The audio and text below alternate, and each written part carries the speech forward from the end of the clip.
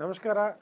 ಇವತ್ತಿನ ಕಾರ್ಯಕ್ರಮ ಬಂದುಬಿಟ್ಟು ಮಧುಮೇಹದ ಅಡ್ಡ ಪರಿಣಾಮಗಳು, ಅಂದರೆ ಡಯಾಬಿಟೀಸ್ದು ಕಾಂಪ್ಲಿಕೇಶನ್ಸ್ ಏನಿದೆ ಅದನ್ನು ಹೇಗೆ ಅವಾಯ್ಡ್ ಮಾಡೋದು ಅಂತ. ಬನ್ನಿ ಇವತ್ತು ಈ ಡಯಾಬಿಟೀಸ್ ಸಂಬಂಧಿತ ಕೆಲವೊಂದು ವಿಷಯಗಳನ್ನು ಸುದೀರ್ಘವಾಗಿ ಚರ್ಚಿಸೋಣ. ಇದ್ರ ಬಗ್ಗೆ ಚೆನ್ನಾಗಿ ತಿಳ್ಕೊಳ್ಳೋಣ. ಯಾಕಂದರೆ ಎಲ್ಲರೂ ಏನು ಅಂದ್ಕೊಂಡಿದ್ದಾರೆ, ಡಯಾಬಿಟೀಸ್ ಒಂದು ಸರಿ ಬಂತು ಅಂದರೆ ವಾಸಿ ಆಗೋದಿಲ್ಲ ಅಂತ.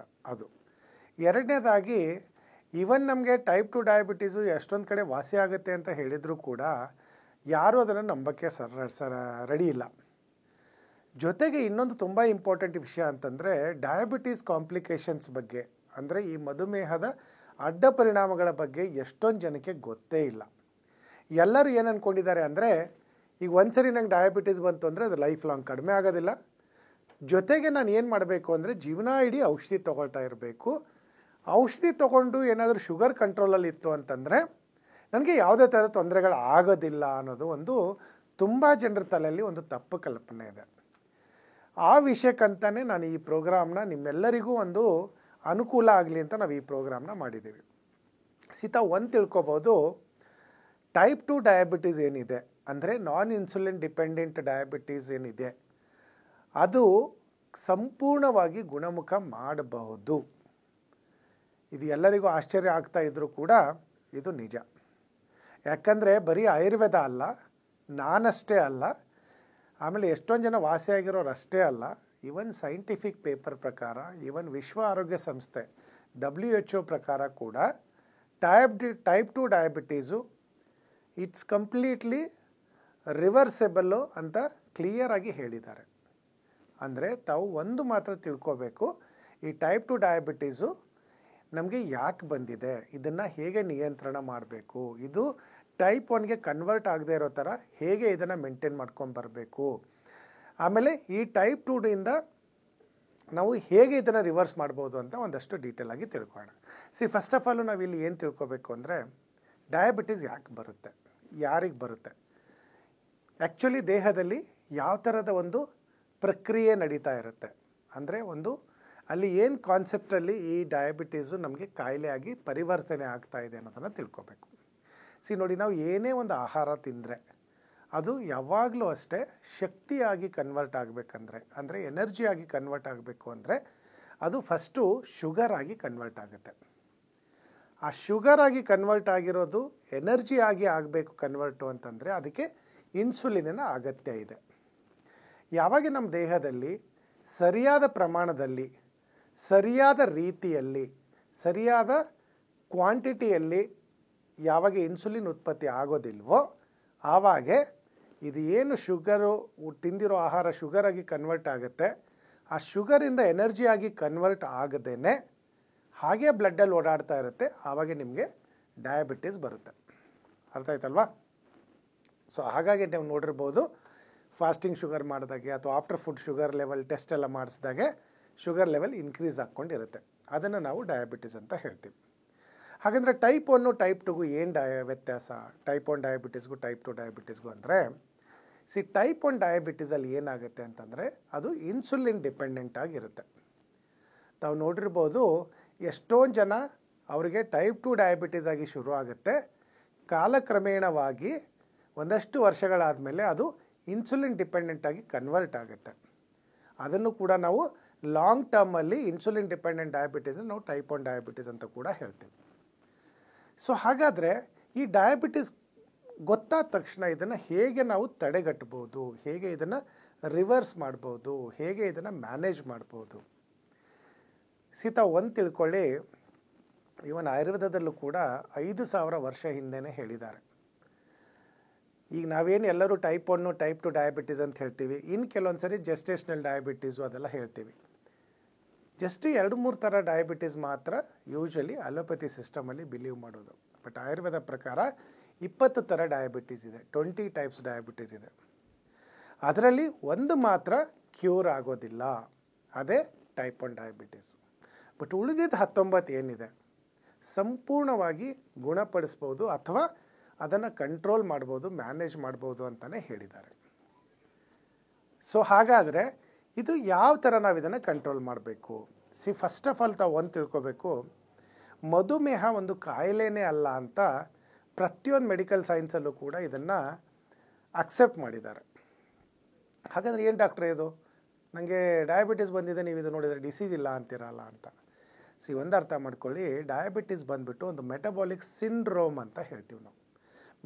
ಮೆಟಬಾಲಿಸಮ್ ಅಂದ್ರೇನು, ಈ ಚಯಾಪಚಯ ಕ್ರಿಯೆ ಏನು ನಡೆಯುತ್ತೆ, ಡೈಜೆಷನ್ನು ಅಬ್ಸಾರ್ಪ್ಷನ್ ಏನಾಗುತ್ತೆ, ಆ ಕ್ರಿಯೆಯಲ್ಲಿ ಏನಾದರೂ ವ್ಯತ್ಯಾಸ ಕಂಡು ಬಂದಾಗೆ ಬರ್ತಕ್ಕಂಥ ಕಾಯಿಲೆನಲ್ಲಿ ಒಂದು ಕಾಯಿಲೆ ಅಂದರೆ ಅದು ಮಧುಮೇಹ ಅಂತ ಹೇಳ್ತೀವಿ.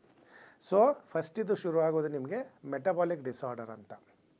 ಕಾಲಕ್ರಮೇಣವಾಗಿ ನೀವು ಕೇರ್ ತೊಗೊಳ್ಳಿಲ್ಲ, ಸರಿಯಾಗಿ ಟ್ರೀಟ್ಮೆಂಟ್ ತೊಗೊಳ್ಳಿಲ್ಲ, ಈವನ್ ಟ್ರೀಟ್ಮೆಂಟ್ ತೊಗೊಂಡ್ರೂ ಕೂಡ ಸರಿಯಾಗಿ ಅದನ್ನು ಡಯಟು ಅದೆಲ್ಲ ಕರೆಕ್ಟಾಗಿ ಫಾಲೋ ಮಾಡಿಲ್ಲ ಅಂದರೆ ಅದು ಫುಲ್ ಬ್ಲೋನು ಡಯಾಬಿಟೀಸ್ ಆಗಿ ಕನ್ವರ್ಟ್ ಆಗುತ್ತೆ.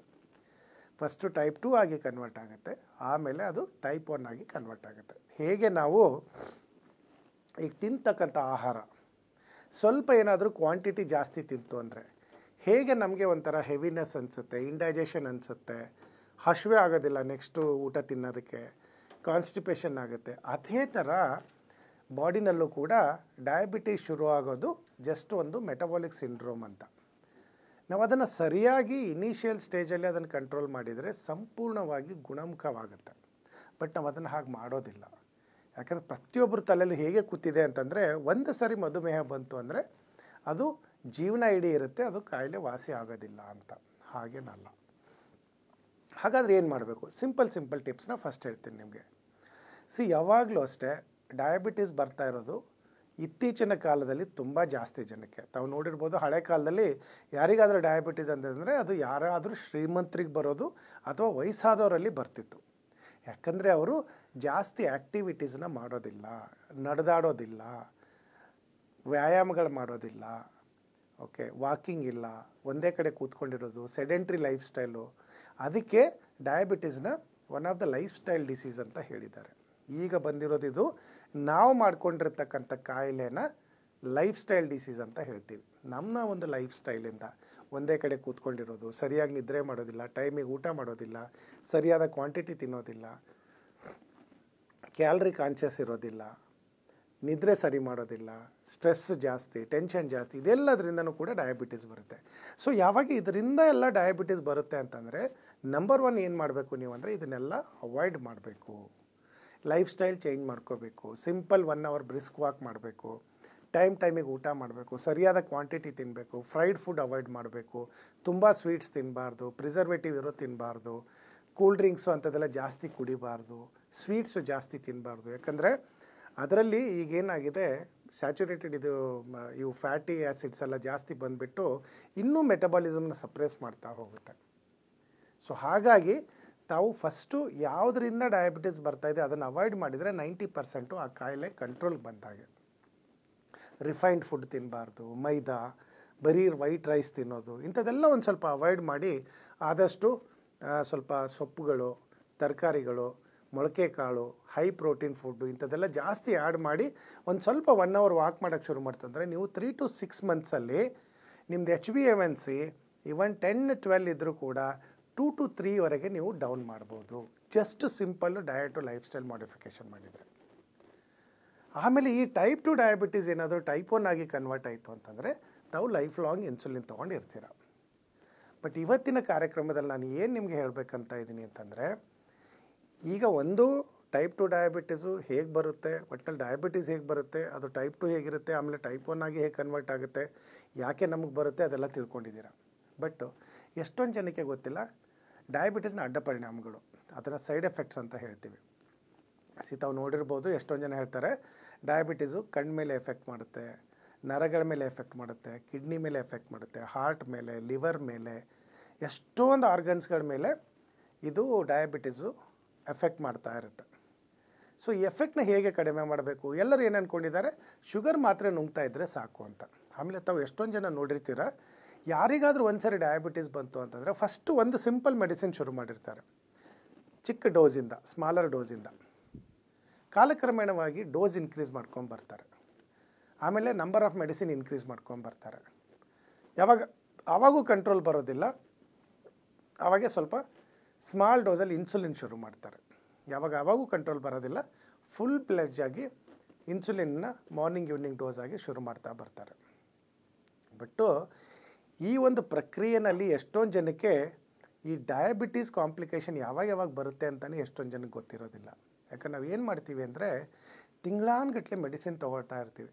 ಯಾವಾಗೋ 3 ಮಂತ್ಸೋ 6 ಮಂತ್ಸ್ಗೋ ಒಂದ್ಸರಿ ಡಾಕ್ಟ್ರ್ ಹತ್ರ ಹೋದಾಗೆ HbA1c ಯಾವಾಗ ನಿಮ್ಮದು 8, 10, 12, 14, 16ವರೆಗೆ ರೀಚ್ ಆಗಿರುತ್ತೆ, ಆವಾಗ ಸಡನ್ನಾಗಿ ಡಾಕ್ಟ್ರ್ ಹೇಳ್ತಾರೆ ಇಲ್ಲ ಈಗ ಮೆಡಿಸಿನ್ ಚೇಂಜ್ ಮಾಡೋಣ ಅಂತ. ಬಟ್ ಅದು ಏನು 6 HbA1c ಇರಬೇಕು, ಆಲ್ರೆಡಿ 12, 13 ಕ್ರಾಸ್ ಆಗಿದೆ.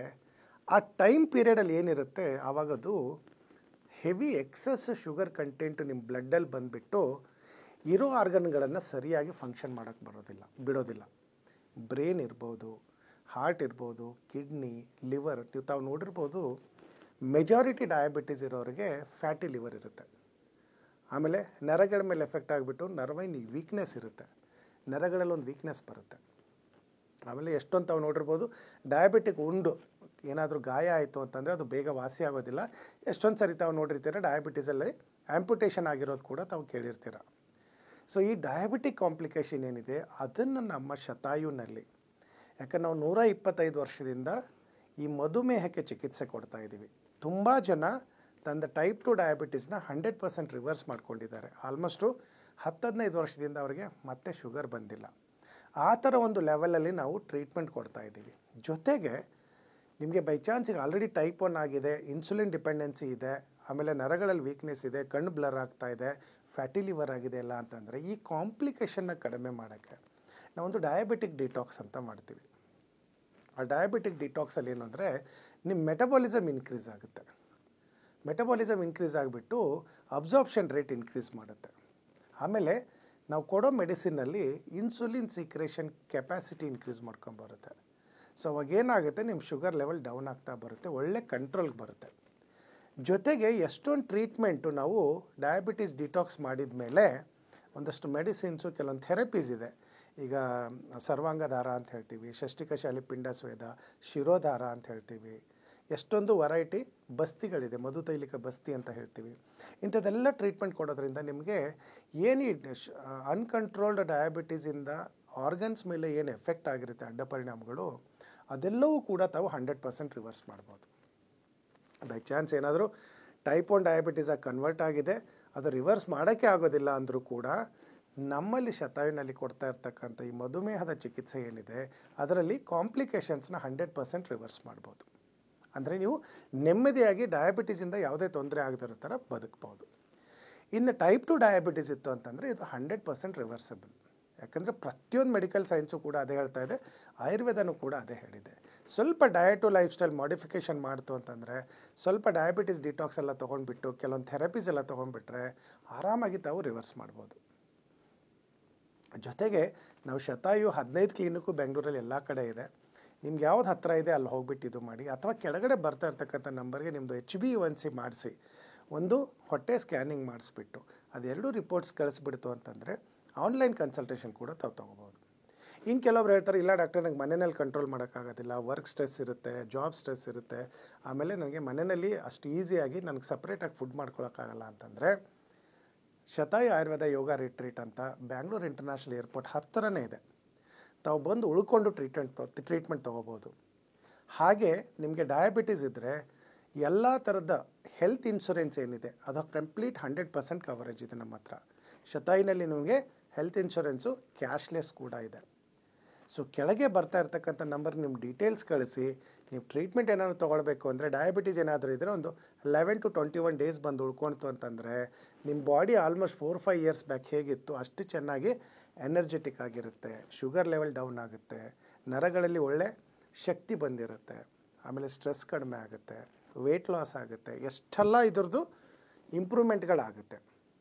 ಜಸ್ಟು ನೀವು ಸ್ವಲ್ಪ ಟೈಮ್ ಮಾಡಿಕೊಂಡು ನಿಮ್ಮ ಕಾಯಿಲೆನ ಏನಾದರೂ ವಾಸಿ ಮಾಡಿಸ್ಕೋಬೇಕು ಅಥವಾ ಅದರ ಕಾಂಪ್ಲಿಕೇಶನ್ಸ್ ಕಡಿಮೆ ಮಾಡಬೇಕು ಅಂತಂದರೆ ಕೆಳಗೆ ಬರ್ತಾ ಇರ್ತಕ್ಕಂಥ ನಂಬರ್ಗೆ ಎಲ್ಲ ರಿಪೋರ್ಟ್ಸ್ನ ಕಳಿಸಿ, ಡೀಟೇಲ್ಸ್ನ ಕಳಿಸಿ, ಒಂದು ಆನ್ಲೈನ್ ಕನ್ಸಲ್ಟೇಷನ್ ಫಿಕ್ಸ್ ಮಾಡಿಕೊಡಿ. ಇಲ್ಲ ನಾನು ಬೇರೆ ಊರಲ್ಲಿದ್ದೀನಿ, ನಂಗೆ ಇಲ್ಲಿವರೆಗೆ ಬರೋಕ್ಕಾಗೋದಿಲ್ಲ ಬೆಂಗಳೂರಿಗೆ ಅಂತಂದರೆ ಮೆಡಿಸಿನ್ ಕೊರಿಯರ್ ಕೂಡ ಮಾಡ್ತೀವಿ. ಡಿಟಾಕ್ಸ್ ಕಿಟ್ ಅಂತ ಮಾಡಿದ್ದೀವಿ. ಈಗ ಡಯಾಬಿಟೀಸ್ ಡಿಟಾಕ್ಸ್ ಅವ್ರಿಗೆ ಡಿಟಾಕ್ಸ್ ಕಿಟ್ ಅಂತ ಇದೆ, ಅದು ನಿಮಗೆ ಕೊರಿಯರ್ ಮಾಡಿಬಿಟ್ಟು ಕಳಿಸ್ತೀವಿ. ತಾವು ಮನೆಯಲ್ಲೇ ಕೂಡ ಡಿಟಾಕ್ಸ್ ಮಾಡ್ಕೋಬೋದು. ಬಟ್ ಆದಷ್ಟು ನಾನು ಅಡ್ವೈಸ್ ಮಾಡೋದು, ತುಂಬ ವರ್ಷದಿಂದ ಇತ್ತು ಅನ್ಕಂಟ್ರೋಲ್ ಡಯಾಬಿಟೀಸ್ ಇದೆ, ತುಂಬ ನರಗಳಲ್ಲಿ ಕಣ್ಣಿಗೆ ಇದ್ರ ಮೇಲೆಲ್ಲ ತುಂಬ ವೀಕ್ನೆಸ್ ಡೆವಲಪ್ ಆಗಿದೆ, ಸರಿಯಾಗಿ ರಿಸಲ್ಟ್ ಸಿಗ್ತಾ ಇಲ್ಲ ಅಂತಂತಂದರೆ ಬಂದು ಉಳ್ಕೊಂಡು ಟ್ರೀಟ್ಮೆಂಟ್ ತೊಗೊಂಡ್ರೆ ಭಾಳ ಒಳ್ಳೆಯದು. ಅಥವಾ ಬೆಂಗಳೂರಲ್ಲಿ ಯಾರಾದರೂ ಎಂಟ್ರಿದ್ರೆ ಬಂದು ಉಳ್ಕೊಂಡ್ಬಿಟ್ಟು ಕ್ಲಿನಿಕಲ್ಲೂ ಕೂಡ ತಾವು ಟ್ರೀಟ್ಮೆಂಟ್ ತೊಗೊಳ್ಬೋದು. ಯಾಕಂದರೆ ಬೆಂಗಳೂರಲ್ಲಿ 15 ಕ್ಲಿನಿಕ್ ಇದೆ, ಯಾವುದಾದ್ರೂ ಹತ್ತಿರ ಆಗಿರ್ತಕ್ಕಂಥ ಕ್ಲಿನಿಕಲ್ಲಿ ಬಂದು ಉಳ್ಕೊಂಡು ಟ್ರೀಟ್ಮೆಂಟ್ ತೊಗೊಳ್ಬೋದು. ಅಥವಾ ನಿಮ್ದು ಹೆಲ್ತ್ ಇನ್ಶೂರೆನ್ಸ್ ಇದೆ, ಕಂಪ್ನಿನಲ್ಲಿ ಗ್ರೂಪ್ ಇನ್ಶೂರೆನ್ಸ್ ಇದೆ ಅಂತಂದರೆ ಧಾರಾಳವಾಗಿ ನಮ್ಮದು ಏರ್ಪೋರ್ಟ್ ಹತ್ರ ಇರ್ತಕ್ಕಂಥ ರಿಟ್ರೀಟಿಗೆ ಬಂದುಬಿಟ್ಟು ಉಳ್ಕೊಂಡು ಟ್ರೀಟ್ಮೆಂಟ್ ತೊಗೊಳ್ಳಿ. ತಮ್ಮದು ಏನೇ ಡಯಾಬಿಟೀಸ್ ರಿಲೇಟೆಡ್ ಕ್ವೈರೀಸ್ ಇದ್ದರೆ ನಮಗೆ ಫೋನ್ ಮಾಡಿ, ಅದಕ್ಕೆ ಒಂದು ಸೊಲ್ಯೂಷನ್ ಕೊಡ್ತೀವಿ. ಧನ್ಯವಾದಗಳು.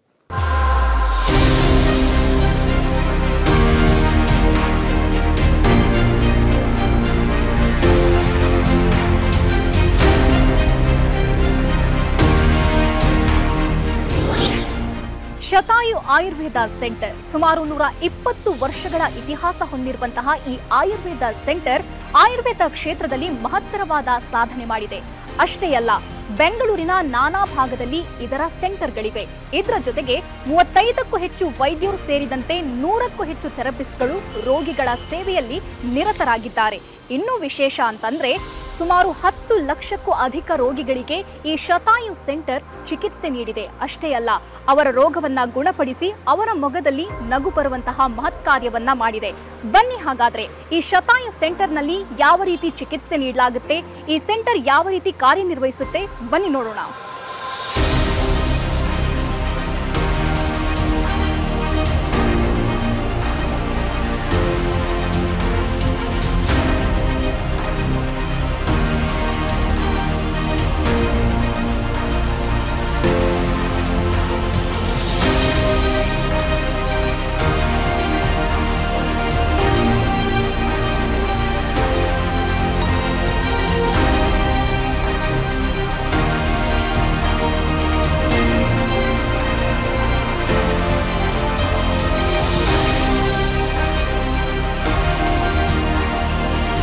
ನೋಡಿದ್ರಲ್ಲ, ಶತಾಯು ಆಯುರ್ವೇದ ಕ್ಲಿನಿಕ್ ಯಾವ ರೀತಿ ಕಾರ್ಯನಿರ್ವಹಿಸುತ್ತೆ, ಉತ್ತಮವಾದ ಚಿಕಿತ್ಸೆ ನೀಡುತ್ತೆ ಅನ್ನೋದನ್ನ.